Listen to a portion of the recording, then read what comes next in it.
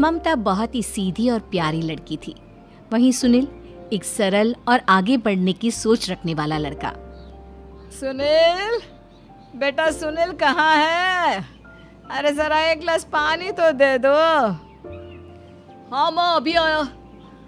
क्या माँ, पानी तेरे सर के पास ही तो रखा है, क्या हो गया है? तबीयत खराब है क्या? अरे नहीं नहीं, वो उठने का मन ही नहीं कर रहा था, तो देखा ही नहीं। वैसे क्या कर रहा है? यहाँ बैठ ना मेरे पास। माँ पढ़ रहा था। वो कहना नौकरी में तो वक्त नहीं मिलता, अब ऑफिस से घर आकर ही तो वक्त मिलता है। अच्छा अच्छा ठीक है, पढ़ ले जा बेटा। सुनील पढ़ लिख कर और आगे बढ़ना चाहता था, लेकिन माँ की तबीयत खराब देखकर सोचता है कि शादी ही कर ले। कब तक माँ का ख्याल वो अकेले रख पाएगा? तो एक दिन, माँ ये ममता है, मैंने इससे शादी कर ली है। तुम्हारी तबीयत भी ठीक नहीं रहती, तो मैंने सोचा शादी कर लेता हूँ। घर संभालने वाली और तुम्हें संभालने वाली कोई आ जाएगी तो अच्छा रहेगा। माँ अचानक से सामने बहू देखकर हैरान रह जाती है। बेटा ये क्या बात होती है? न बैंड, न बाजा, न दहेज, न शगुन, ऐसा कैसे बहू आ गई? माँ तू तो जानती है मैं नौकरी के साथ पढ़ाई कर रहा हूँ, तो कहाँ से इतना पैसा बचा पाता कि धूमधाम से शादी करता। वैसे भी माँ लोग तो आकर खाकर निकल जाएंगे, इसलिए बस वैसे ही। माँ जी, मैं आपका ख्याल रखूंगी।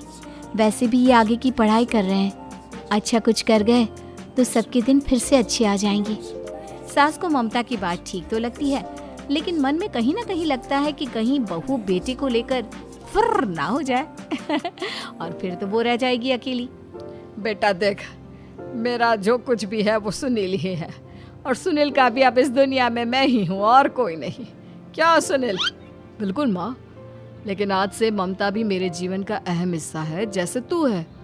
सास को बड़ा बुरा लगता है कि उसकी सल्तनत में कोई और हिस्सेदार कैसे हो सकता है। कैसे कोई और उसके 30 साल के बेटे की जिंदगी में अचानक से आकर बराबर का हिस्सेदार बन सकता है। देख बहू, मैं भले थोड़ा बीमार रहती हूँ, लेकिन इसका मतलब यह नहीं कि घर की चीजों में मेरा कंट्रोल खत्म हो गया है। मैं आज भी इस घर की रानी हूँ, समझी? बेटा सोचता है कि ये माँ को अचानक से क्या हो गया। कल तक जो माँ कहती थी कि जिंदगी का कोई भरोसा नहीं, वो अचानक से जंग के मैदान की झांसी की रानी कैसे बन गई? माँ क्या हो गया है? सब ठीक है ना? अचानक कैसी बात कर रही हो? ममता का आज पहला दिन है, स्वागत करो उसका। आसपास की आंटियों को बुलाओ, नई दुल्हन की मुंह दिखाए करवाओ। खैर, सास होने का फर्ज निभाती है और बाद में एक सहेली के साथ बाहर निकल जाती है। क्यों री बताया नहीं कि बेटे का ब्याह कर रही हो? वैसे तो सारा दिन हम ही में घुसी रहती हो। अरे मुझे भी तो अभी पता चला, क्यों अचानक सर पर लेकर आ गया। कहता है बहू है माँ तुम्हारी, अब इसको भी इतना ही मैं प्यार करता हूँ जितना तुझे करता हूँ। लो जी, ये क्या बात हो गई? क्यों इतना प्यार करता है? अरे माँ का प्यार तो ज्यादा होता है। अब उसको तो कोई दूसरा पति मिल सकता है, लेकिन तुम ही बताओ, क्या माँ की ममता किसी और की हो सकती है? ना जी ना, बेटे को समझाओ ये बात। अरे क्या समझाऊं, मुझे तो खुद ही समझ में नहीं आ रहा कि क्या हो रहा है। जो बेटा कल तक माँ माँ करता था, अचानक से बीवी बीवी का राग आलाप रहा है। देखा, उसकी बीवी ना सुंदर और जवान है। सुंदरता के आगे तो एक से एक नहीं टिकी, तो तेरा बेटा किस खेत की मूली है? सास को भी समझ में आ जाता है कि बहू की सुंदरता के आगे माँ का प्यार किसी काम का नहीं। उधर बीवी, ए जी, अम्मा जी सहेलियों को छोड़ने गई थी, अभी तक आई नहीं, हम देख आए क्या? अरे रहने दो ना, आ जाएंगी। कहाँ जाएंगी, उनकी आदत है, एक बार जाती है तो पूरी पंचायत खत्म करके ही आती है। अच्छा ही है, खाना वाना खा कर गई होगी। छोड़ो ना, घूमेगी तो खाना पचेगा, नहीं तो ऐसे ही खाट पकड़ लेगी। बहू भी शांत हो जाती है। उधर सास सोचती है कि आज थोड़ा देर से ही घर जाती हूँ, जब बेटा परेशान होकर ढूंढेगा तब मजा आएगा। बीवी को खुद ही पता चल जाएगा कि माँ के आगे उसकी दाल नहीं गलेगी। लेकिन वहीं दूसरी ओर घर पर, ए जी, माँ जी अभी भी नहीं आई, हमको तो घबराहट हो रही है कि क्या करें, जाकर पता करें किसी के घर। अच्छा, कहाँ जाओगी ये भी बता दो।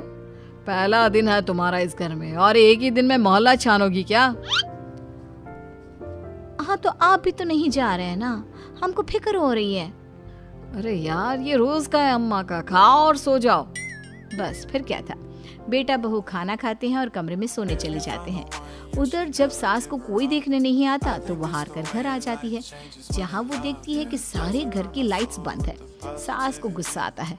बहू, ममता बहू कहाँ हो? लेकिन सारे दिन की थकी बहू को ऐसी नींद आती है जैसे किसी ने भांग की गोली खिला दी हो। वो तो नहीं उठती। उठकर आ जाता है बेटा। क्या बात है अम्मा, काहे चिल्ला रही हो? अरे सो जाओ ना, सुबह की थकी है बहू, वो सो रही है। जोर से बोलोगी तो नींद खुल जाएगी उसकी। माँ को गुस्सा आ जाता है। फिलहाल तो सो जाती है, लेकिन मन ही मन ढेर सारा जहर बहू के लिए भरा होता है। सुबह बहू चाय बना रही होती है कि सास धीरे से गैस तेज कर देती है, जिससे चाय का बर्तन जल जाता है। और जैसे ही बहू चाय का बर्तन उठाती है, उसका हाथ जल जाता है। मेरा हाथ जल गया।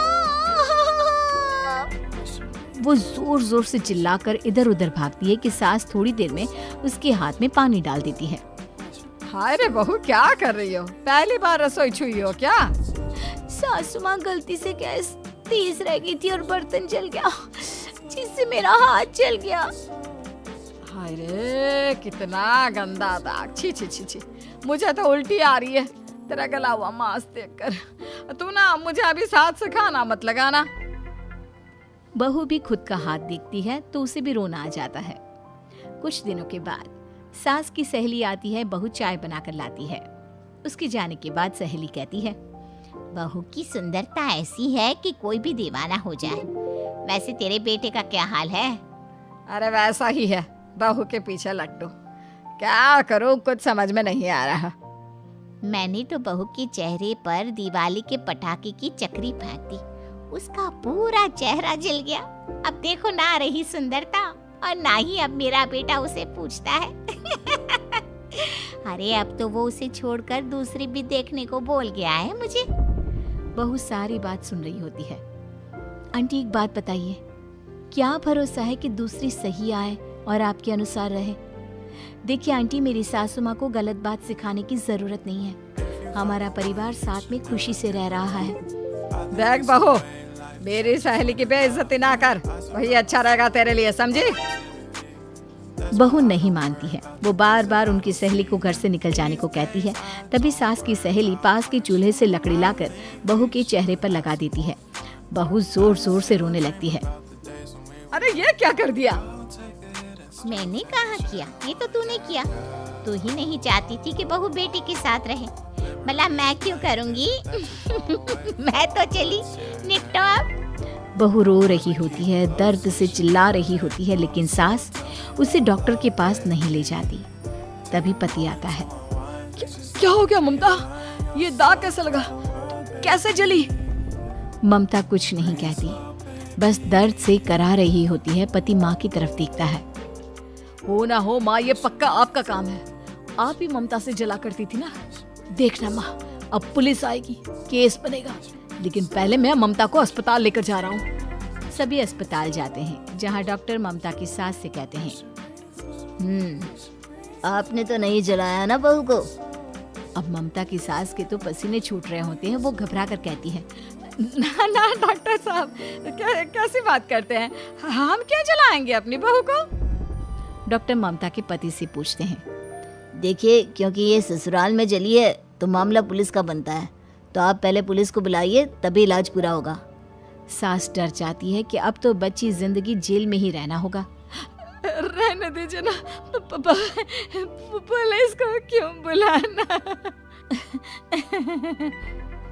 सारी हंसी खत्म हो जाएगी जब पुलिस के डंडे पड़ेंगे। बहू को जलाना भले ही बहुत आसान हो, लेकिन उसके बाद सारी जिंदगी जेल की हवा खाना। सास डर जाती है। पुलिस आती है। पास लेटी दर्द से करा रही ममता स्टेटमेंट देती है। तो क्या हुआ था? कैसे जली आप?